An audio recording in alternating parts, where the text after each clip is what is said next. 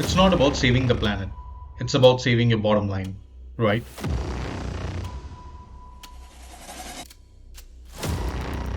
In an era of a rampant consumerism and corporate growth, our planet health hangs in the balance.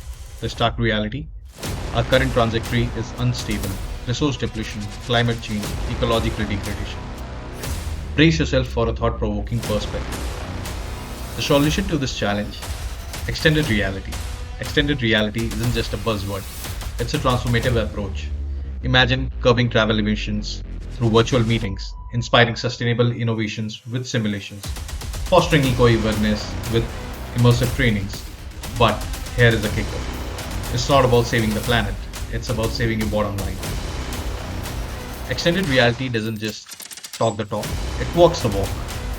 Imagine remote maintenance that slashes cost, virtual showroom that outshines traditional retail, and rapid prototypes that cuts waste.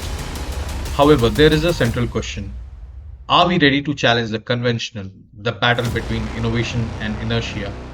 The choice is stark: stagnation or evolution. Embracing extended reality means questioning old norms, refining business practices, and acknowledging the inconvenient truth.